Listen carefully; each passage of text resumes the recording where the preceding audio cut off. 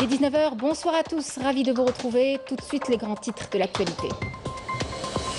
Le président de la République, Abdelmadjid Tebboune, chef suprême des forces armées, ministre de la Défense nationale, présidera demain une réunion du Conseil des ministres consacrée à l'examen de projets de loi relatifs à l'information et à l'audiovisuel et à des exposés inhérents au secteur des affaires étrangères et de la santé. Le président de la République, Abdelmadjid Tebboune, sur tous les fronts en 2 années seulement, il a réussi contre vents et marées à tenir les lignes politiques qu'il s'est assignées à travers ses 54 engagements pour bâtir une nouvelle Algérie. L'Algérie et le Liban ont signé ce samedi à Beyrouth 2 conventions judiciaires relatives à la coopération judiciaire dans le domaine pénal et à l'extradition de criminels.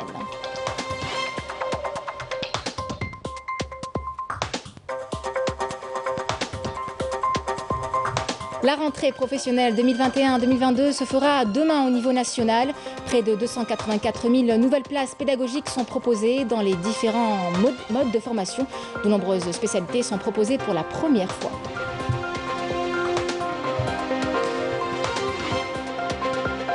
Nous vous parlerons dans cette édition d'un vide-grenier à Alger. Nombreux étaient à la recherche de la bonne affaire, l'occasion aussi de faire des économies et de lutter contre le gaspillage. Un reportage est à suivre. Mesdames, Messieurs, bienvenue. Je vous en parlais en titre. Le président de la République, Abdelmadjid Tebboune, chef suprême des forces armées, ministre de la Défense nationale, présidera demain dimanche une réunion du Conseil des ministres consacrée à l'examen de 2 projets de loi relatifs à l'information et à l'audiovisuel, ainsi que 2 exposés inhérents au secteur des affaires étrangères et de la santé.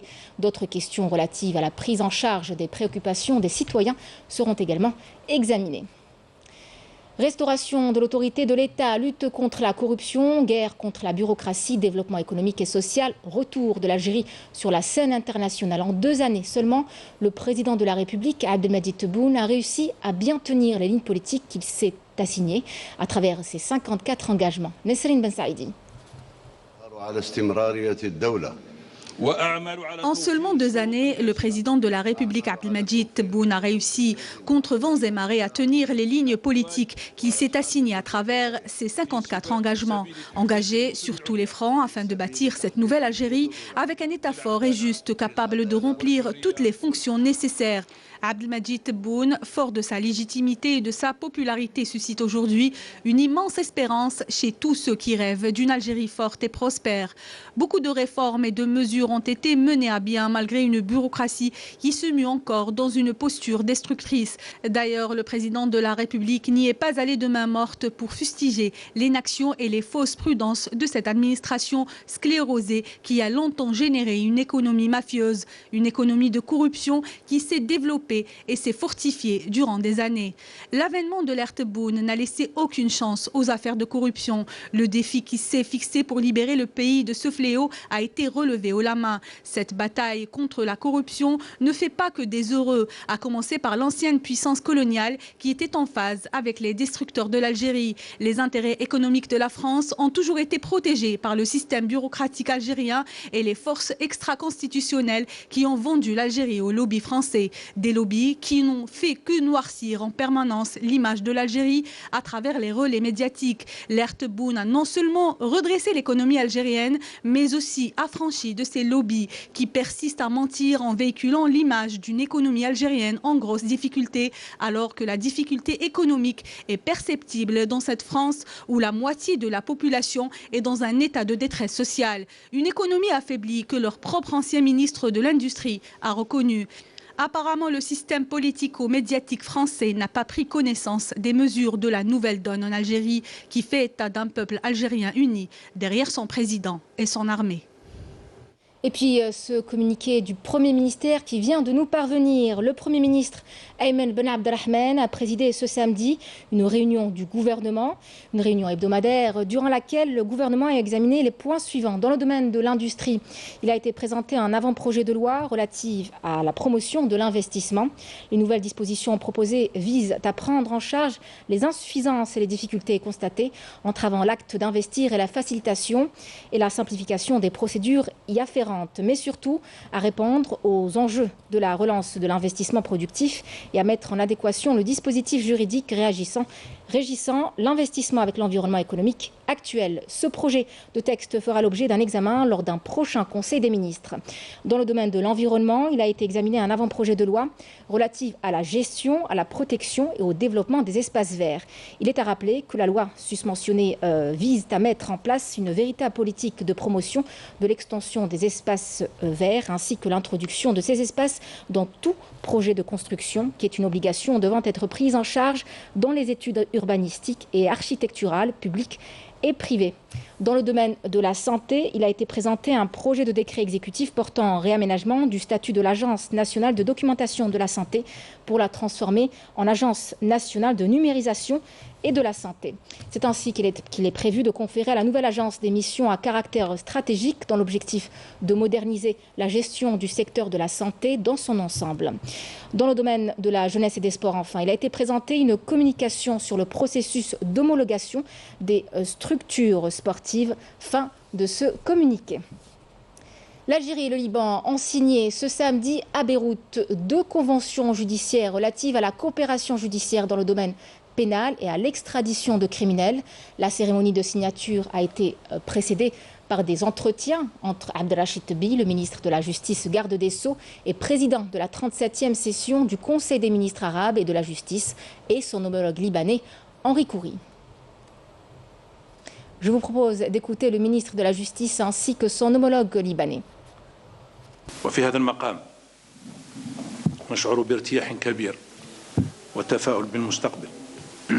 Nous ressentons un grand soulagement, nous sommes optimistes pour l'avenir et saluons le grand pas que nous avons fait ensemble en signant l'accord de coopération judiciaire dans le domaine pénal et celui relatif à l'extradition de criminels. Comme vous le savez, ces accords sont le mécanisme adéquat pour faire face aux fuites devant les poursuites pénales. Avec cette signature, nous aurons tracé pour nos 2 pays un cadre commun uni qui nous prémunira des menaces criminelles et évitera la fuite des criminels des poursuites et des condamnations, notamment avec toutes les dispositions que ces accords comprennent et qui permettront aux 2 pays de combler toutes les brèches qui pourraient menacer l'instauration de la justice et le principe de souveraineté de la loi. Ce sont des principes consacrés par toutes les lois internationales qui œuvrent à la préservation de la paix et de la stabilité dans le monde. Ces accords permettront également de renforcer la coopération bilatérale dans les domaines juridiques et judiciaires et les hisser au niveau escompté. C'est là un autre reflet des relations profondes et historiques entre l'Algérie et le Liban. Les efforts fournis par mon pays pour instaurer les règles d'un cadre fédérateur avec le partenaire libanais en conformité avec les grands engagements pris par le président de la République Abdelmadjid Tebboune depuis son élection à la tête du pays, lesquels sont basés uniquement sur la prise en considération des intérêts communs entre l'Algérie et ses partenaires stratégiques et particulièrement les pays frères et amis. La signature de ces 2 accords coïncide également avec les réformes initiées dans le secteur de la justice en Algérie, découlant de la nouvelle constitution de 2020, initiée par le président de la République Abdelmadjid Tebboune, qui a été plébiscitée par le peuple algérien et qui comprend des dispositions inédites garantissant l'indépendance de la justice en réponse aux attentes du peuple algérien. Tout cela intégré dans une démarche globale dont l'objectif est de récupérer l'argent détourné et transféré illégalement vers l'étranger.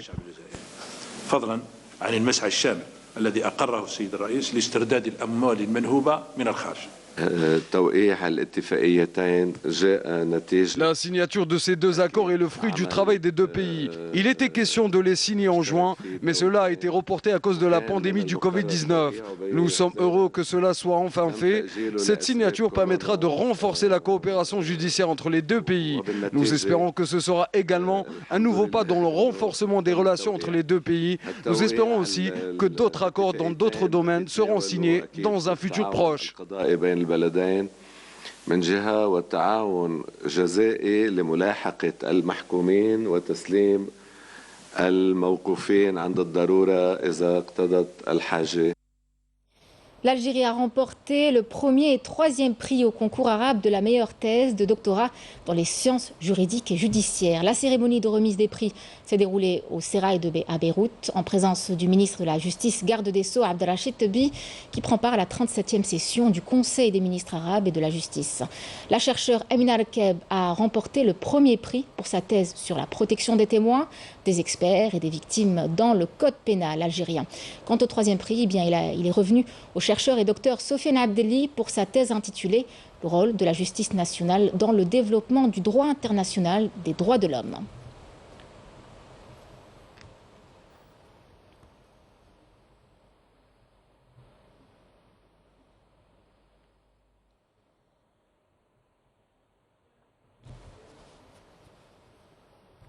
المركز الأول من نصيب الأطروحة بعنوان حماية الشهود والخبراء والضحايا في القانون الجزائي الجزائري للباحثة الدكتورة أمينة ركاب. تهانينا دكتورة.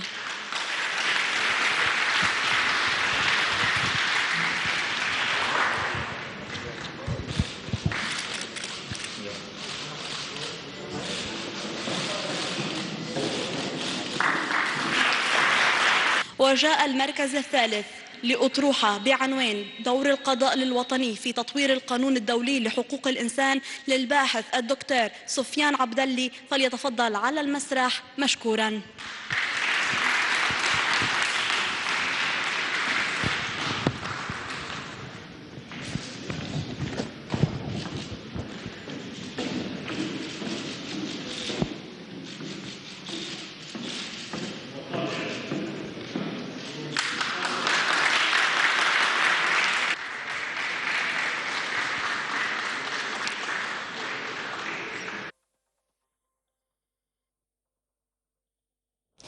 La rentrée professionnelle 2021-2022 se fera demain, dimanche 27 février, au niveau national.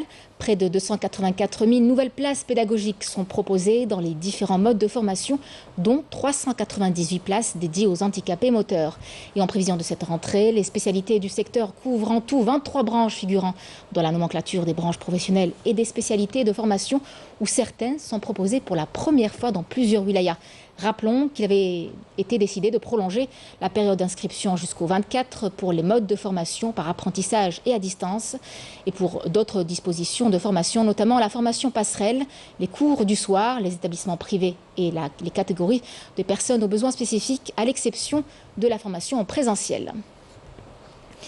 Dans la wilaya d'Emrayar, le secteur de la formation professionnelle a bénéficié pour cette nouvelle session de février 2022 de 10 nouvelles spécialités. Programmées pour la première fois, elles vont permettre d'adapter les formations aux besoins de l'économie nationale, notamment en termes de main-d'œuvre qualifiée et aux besoins du marché de l'emploi. Malika Bellal. Wael fait partie des 1760 nouveaux inscrits pour la session de février 2022 dans la wilaya d'El Mrayar. Mais avant d'opter pour une spécialité, des explications sont données par l'inspecteur des orientations au niveau de l'Institut de formation professionnelle. Je suis venu m'inscrire à l'Institut d'El Mrayar. J'ai choisi comme spécialité contrôle des aliments et qualité industrielle. J'ai choisi cette formation pour pouvoir travailler à l'avenir dans un laboratoire ou bien dans la gestion de stock. Quand un stagiaire vient nous voir, on l'oriente directement vers la filière souhaitée par ce dernier. Abir fait partie également des nouveaux inscrits pour cette session février 2022, spécialité marketing. Mais à la différence de Wael, Abir a choisi de se former à distance pour les nombreuses facilitations que présente ce mode de formation.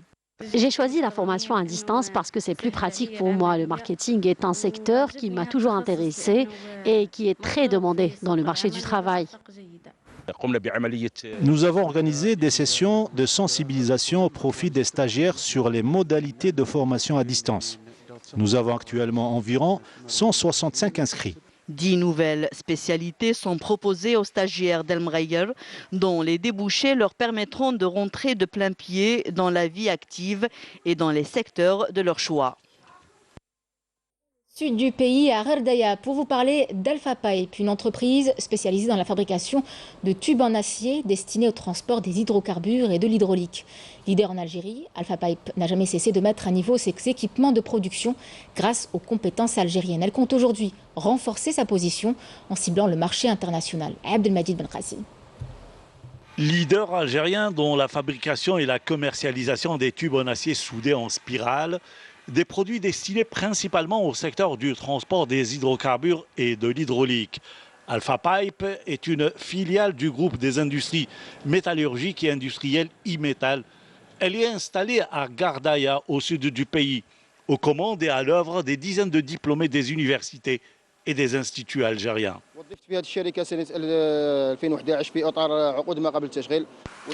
J'ai été recruté en 2011 dans le cadre du pré-emploi et aujourd'hui j'ai un CDI. L'entreprise nous a donné la possibilité de mettre en pratique nos connaissances et notre savoir.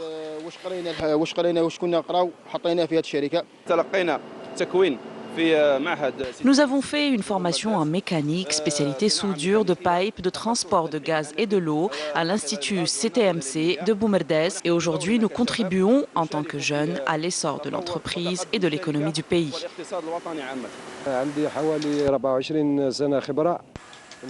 J'ai 24 ans d'expérience que j'essaye de mettre au service de l'entreprise et de l'Algérie. Avec des produits qui répondent aux normes et standards internationaux, Alpha Pipe compte, dans le cadre de sa nouvelle stratégie, aller à la conquête du marché international. Notre entreprise, avec ses quelques 1000 travailleurs et après avoir couvert le marché local, vise l'exportation et pourquoi pas concurrencer les grandes entreprises qui fabriquent les tubes en spirale. Cela nous permettra d'améliorer la production en vue de recruter plus et absorber ainsi le chômage. Des perspectives et des ambitions pour une entreprise qui a fait ses preuves et qui a contribué à la croissance économique du pays depuis déjà 45 ans. La levée des contraintes et des blocages administratifs pour certains investisseurs porteurs de projets au niveau de la wilaya de Tlemcen a permis de relancer la machine économique avec des effets bénéfiques sur le marché de l'emploi. Abdelmajid Belkacem. Elle fait partie des entreprises algériennes qui ont contribué aux efforts de l'État dans la lutte contre la pandémie du coronavirus. Il s'agit de l'entreprise nationale d'études et de réalisation métalloplastiques située dans la zone industrielle de Chetouane. Elle a pu produire 200 concentrateurs d'oxygène par mois.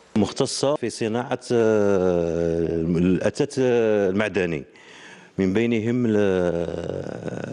les armoires métalliques, le rayonnage métallique وفي الآونة الأخيرة تم إدماج أجهزة لمحاربة وباء كورونا من بينهم détecteur de température عنده 3 fonctionnalités.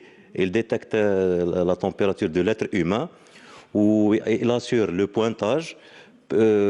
Plus il désinfecte كما نقولوا les mains. مؤسسة جزائرية خاصة مختصة elle est spécialisée dans le domaine médical. جابوا la conception et avec nos ingénieurs, ils ont créé le concentrateur d'oxygène. D'autre part, 6 entreprises sont entrées en production après avoir obtenu les autorisations d'exploitation exceptionnelles, ce qui a permis la création de plusieurs postes d'emploi.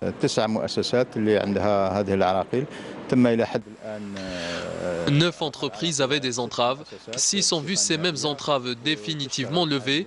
Elles sont entrées en production avec la création de 300 emplois. Pour les 3 entreprises restantes, on va débloquer leur situation au niveau de la Commission nationale.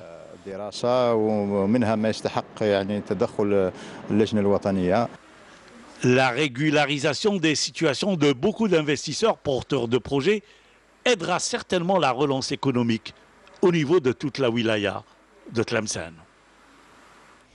Une conférence s'est tenue ce matin au journal Al-Shab sur la situation au Mali et dans le Sahel et le rôle de l'Algérie dans la stabilité de cette région. Une conférence animée par l'expert onusien Nordin Amir et le directeur de l'Institut des études stratégiques globales, Abdelaziz Mjahid. Les 2 intervenants ont affirmé qu'on ne peut pas dissocier ce qui se passe actuellement en Ukraine de la situation au Sahel. Le peuple sahraoui célébrera demain le 46e anniversaire de la proclamation de la République arabe sahraoui démocratique, un événement qui intervient dans un contexte marqué par des victoires diplomatiques et militaires en faveur du peuple sahraoui, déterminé à poursuivre son combat pour affirmer la réalité incontestable de la raste. Depuis la pose du jalon constitutif de la République sahraoui remontant au 27 février 1976, la raste ne cesse de réaliser des succès sur la scène internationale et attire les adhésions multiples à sa juste cause. Plus de 4 décennies après, la question sahraoui demeure sans règlement et les Sahraouis continuent de réclamer leur droit à l'autodétermination sur fond de poursuite par l'occupant marocain de ces violations des droits des civils sahraouis. Ainsi, le peuple sahraoui saisira une fois de plus l'occasion de cet anniversaire pour réaffirmer que la République sahraoui est un fait existant et que nul ne peut le remettre en cause ni le nier. Au Maroc, justement, plusieurs associations marocaines de défense des droits de l'homme activant en France appellent à un rassemblement le samedi 5 mars prochain devant l'ambassade du Maroc en France pour dénoncer les pratiques répressives du régime du Marzen et exiger la libération de tous les détenus politiques et d'opinion dans le royaume. Malika Bellal.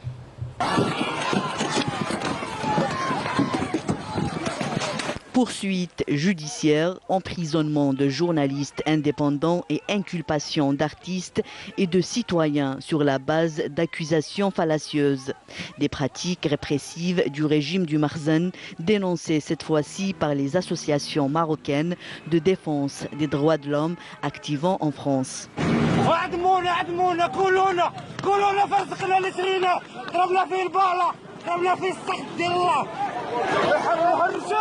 وتستفدوا من الشمال ولادكم خرجوهم ولادنا شردوهم عندكم البريفي لا خذوكم الحق.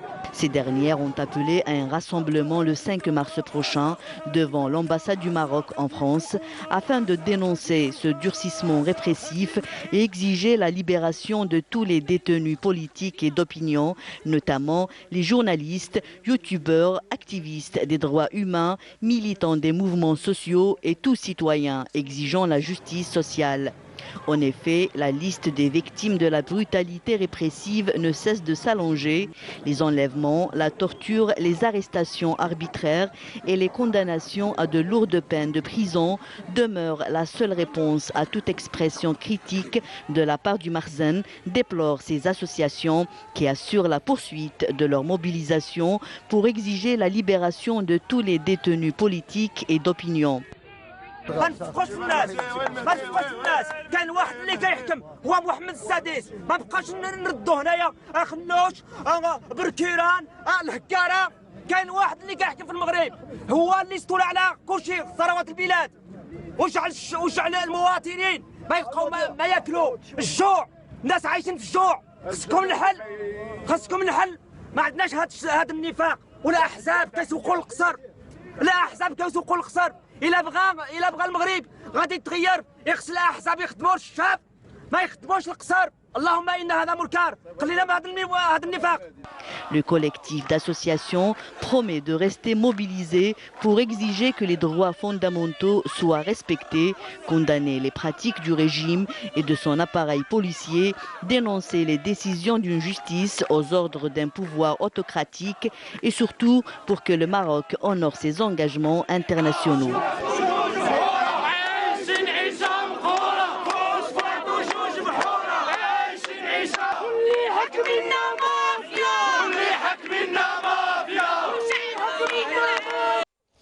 Dans l'actualité également, le ministère des Affaires étrangères et de la communauté nationale à l'étranger a annoncé qu'il continue de suivre de près les développements de la situation dans la République ukrainienne et assure de son entier souci à œuvrer et coordonner les efforts pour assurer la sécurité des membres de la communauté nationale établie dans ce pays par le biais de l'ambassade d'Algérie à Varsovie en Pologne et à Bucarest en Roumanie. Dans ce cadre, le ministère des Affaires étrangères et de la communauté nationale à l'étranger rappelle aux citoyens algériens présents établis en Ukraine à suivre les orientations de l'ambassade d'Algérie dans la capitale ukrainienne Kiev et veille dans ces moments difficiles à rester en contact avec eux directement ou indirectement. Le ministère rappelle le numéro vert gratuit mis à la disposition des membres de la communauté nationale établie dans ce pays pour entrer en contact avec l'ambassade d'Algérie à Kiev. Comme vous le voyez, le 0800 500 068 en plus du numéro vert, le 021 50 45 00 qui a été créé au niveau du ministère des Affaires étrangères et de la communauté nationale à l'étranger. Alors justement, de violents combats se poursuivent entre l'armée ukrainienne et les forces russes pour le contrôle de la capitale de l'Ukraine. Des combats qui ont fait 198 morts et un millier de blessés depuis le début de l'opération militaire russe en Ukraine. Le président Zelensky a appelé aujourd'hui les Ukrainiens à ne pas déposer les armes et à défendre Kiev. De son côté, le président russe Vladimir Poutine est résolu à poursuivre et à élargir son offensive. La Russie, qui a mis hier son veto lors d'un vote au Conseil de sécurité de l'ONU, à une résolution déplorant son agression contre l'Ukraine et lui réclamant de retirer immédiatement ses troupes de ce pays. Par ailleurs, le secrétaire général de l'ONU, Antonio Guterres, a nommé Emin Awad en tant que coordinateur de crise des Nations Unies pour l'Ukraine. Awad dirigera la coordination de tous les efforts de l'ONU en Ukraine, y compris la réponse humanitaire des deux côtés de la ligne de contact. On vous emmène maintenant en Algérie en voyage culinaire sur les hauteurs du Mont Chenois à Tipaza, autour d'un feu de camp et d'un mets traditionnel propre aux contrées rurales et montagneuses. Ce plat, appelé par certains El Kouiret et par d'autres El Kour, est un mélange de semoule, d'huile et de plantes sauvages. Le tout est préparé dans une soupe de lentilles. Samia Bouarour y a goûté pour nous. Regardez. Nasser commence d'abord par cueillir ces différentes plantes 100% bio qu'il cultive lui-même. Les plantes là, c'est des plantes qui poussent ici sur place et bio à 100%. C'est pour préparer un plat traditionnel typiquement de la région. Le fenouil doux, on a encore le madnos, c'est le persil, le bourrache, le boudlaqam, on l'appelle boudlaqam. Il y a de l'ail, il y a des t-shirts. Et des oignons. L'ail, des oignons. Il y a même des poireaux, même à base des poireaux, la menthe verte ou l'ananas, la menthe blanche minta aussi. À plus de 300 mètres d'altitude, le Mont Chenois nous accueille à nouveau dans un décor pittoresque. Et nous sommes en compagnie de nos deux guides, les deux retraités du secteur du tourisme, pour nous faire découvrir aujourd'hui un plat traditionnel qu'on appelle thihourine, à base d'une quinzaine de plantes médicinales et aromatiques et qui se prépare souvent les week-ends, au printemps et même pendant les nuits rudes d'hiver. On est en train de préparer des thihourines avec tous les herbes qu'on trouve dans la montagne. Et c'était des plantes médicinales qui est très riches en vitamine A, en vitamine D, en vitamine E. Médicinales et en même temps c'est... Et au plus de ça, ils ont beaucoup de protéines végétales qu'on prend souvent chez nous, des arrière-grand-mères qui nous préparent ça jusqu'à maintenant. Quand on reçoit des randonneurs ou des touristes dans la région, ils nous demandent de leur préparer des plats traditionnels. On les prépare toujours les plats traditionnels connus dans la région. Là, c'est très important pour les touristes, pour la découverte de cette richesse art culinaire existant dans notre région. C'est bénéfique, c'est pour la santé. Le plat consiste à former des boules à base de semoule, de plantes et d'épices que l'on accompagne avec une soupe de lentilles. Tout se prépare sur un feu de bois. Je veux bien réintégrer ces jeunes-là qui font des études d'hôtellerie en Algérie pour ces recettes qu'on a, pour les recettes qu'on a peut-être oubliées dans le temps, qui sont nos arrière-grands-pères et grand-mères qui nous faisaient ces plats-là, préserver ce patrimoine-là pour les futurs chefs qui ont fait des études d'hôtellerie pour au moins nous représenter à l'étranger pour nous satisfaire. Place à la dégustation. Tout de suite, les saveurs sont ressenties. Ce plat reflète l'histoire et la richesse de la région. Tout se nettoie, se répare et se repeint surtout si vous l'achetez pour une bouchée de pain. Un vide-grenier s'est installé le temps d'une belle matinée à Alger et a attiré les plus curieux à la recherche de la bonne affaire. L'occasion aussi de faire des économies et de lutter contre le gaspillage. Raf Hamouchi a pris part, reportage. C'est une tradition qui commence petit à petit à s'installer en Algérie. La saison des brocantes et des vides-greniers. Rania et Idir sont des habitués amateurs de ce genre de négoce. Ils ne ratent pas une occasion pour aller dénicher l'objet rare. Ils ont le flair pour les bonnes affaires. Elle fait combien, madame? 50 dinars, madame. 50 dinars. Merci. Je vous donne un sachet. Oui. Pour dénicher l'objet que l'on cherche, il faut une dose de chance, avoir l'œil et surtout savoir bien fouiller. Heureusement ici, les prix sont plus qu'abordables. D'ailleurs, c'est le principe du jeu. Je suis venue passer un bon moment de convivialité, faire de bonnes affaires. Il fait beau, il faut profiter. Il y a de belles choses, de très jolies choses et je vous invite à tous de venir découvrir les stands de chacun et chacune. Vous trouvez de très jolies choses. J'ai vu une annonce sur Facebook, en quoi il y avait un vide-grenier à Club Fate, c'est ça? Donc je suis venue dénicher des choses, voilà. Très bien. Et moi je suis très fan des vides-greniers, je vous dis pas des brocantes. Même en Europe, quand je voyage, moi je déniche des belles choses. Ah, je vous dis pas. J'adore. Chaque quinzaine, si la météo le permet, ce vide-grenier réunit plus de 50 exposants. Objectif pour eux, désencombrer la maison, passer un moment convivial et surtout se faire un peu d'argent. Voilà, ok, je fais une bonne affaire. Pour quelques-uns, c'est pour la bonne cause. Alors nous sommes un groupe de bénévoles. On s'appelle, notre association s'appelle la Bonne Équipe. Et on vient au vide-grenier pour vendre des choses, nos propres choses en fait, nos propres affaires, pour lever des fonds pour notre association La Bonne Équipe. Il y a les prix sont cassés et on trouve de tout. Et on trouve des bonnes affaires. Que nous, on aimerait bien qu'on aura beaucoup d'exposants à l'avenir, Inch'Allah, pour donner l'occasion à tout le monde, à toutes les femmes, parce que généralement, c'est des femmes qui viennent ici, ils passent la journée, il y a une bonne ambiance entre femmes, ils font l'affaire entre elles. Donc j'aimerais bien que le nombre d'exposants mais couche limité, on n'a pas une limite. Nous retrouvons Rania et Idir, visiblement très satisfaits d'avoir chiné les bonnes affaires. C'était génial, ça s'est très bien passé. En fait, moi, le concept vide-grenier, j'aime bien. J'apprécie ça parce que en fait, les gens ils pensent que c'est des vieilles choses, qu'on n'a pas besoin.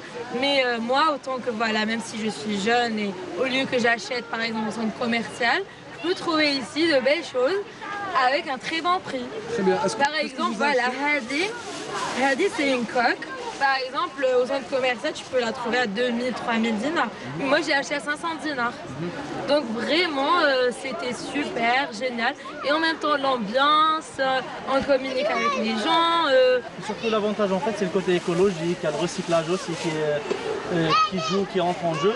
Du coup, ça peut être très intéressant, en fait. Voilà, cette deuxième utilisation, on va dire, pour l'objet, ça permet vraiment à l'objet d'avoir une seconde vie et aussi, voilà, comme tu as dit, d'avoir un coût beaucoup plus avantageux, beaucoup moins cher que si on devait acheter ça dans un magasin traditionnel. C'est peut-être un simple vide-grenier, mais lorsque vous vendez un objet dont vous n'avez plus l'usage et qui pourra avoir une vie chez quelqu'un d'autre, vous participez à l'économie circulaire. Une initiative à encourager. La 3e édition du prix Cheikh Abdelkarim Dali s'est déroulée à l'Opéra d'Alger, Boualem Bessaïh. La soirée de clôture hier s'est voulue, comme chaque année, un hommage à l'une des grandes figures de la musique andalouse. Une cérémonie riche en musique de danse Hausi qui a mis en lice 7 finalistes choisis parmi une trentaine de candidats inscrits. Yanis Eid Belqasem.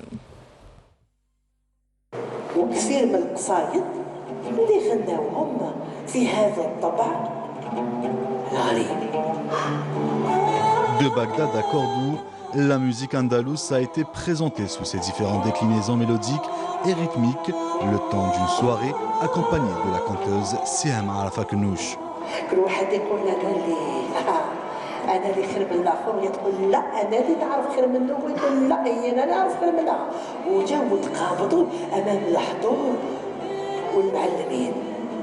Effectivement, avant tout, on fait rendre hommage à ce grand maître. Donc c'est la reconnaissance et perpétuer son œuvre. Nous leur avons donné donc la chance de pouvoir se produire sur scène avec un grand orchestre et puis vivre cette expérience de soliste parce que souvent les chanteurs sont au milieu d'un orchestre alors que là ils prennent cette responsabilité d'être sur scène, de présenter une nouba et ça c'est formidable. Je trouve que c'est très bien de leur donner cette chance. On remercie beaucoup la Fondation Abdelkarim Dali. Plusieurs interprétations musicales et chorégraphes ont été présentées par de jeunes talents qui ont pris part à cette 3e édition du prix Cheikh Abdelkarim Dali. Et c'est Nassima Hafaf qui s'est vue remettre le premier prix.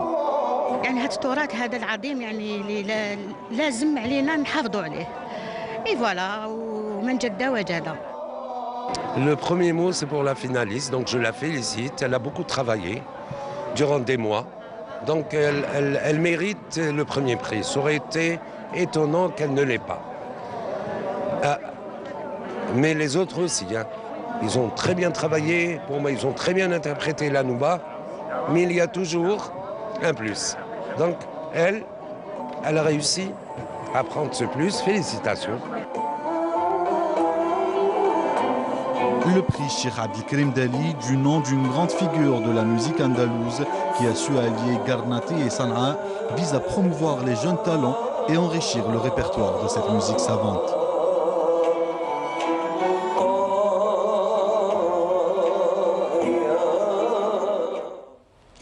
Sport football pour terminer. En Ligue des champions africaine, le deuxième représentant algérien, le Chabab Riadi de Belouizdad, a enregistré sa première victoire pour le compte de la 3e journée de la phase de poule en s'imposant face au Botswanais de Jwanzang Galaxy FC sur un score de 2-1. Les 2 buts du CRB ont été inscrits par Marzougui à la 70e minute et à 93e minute de jeu. Le CRB occupe ainsi la 2e place avec un total de 5 points.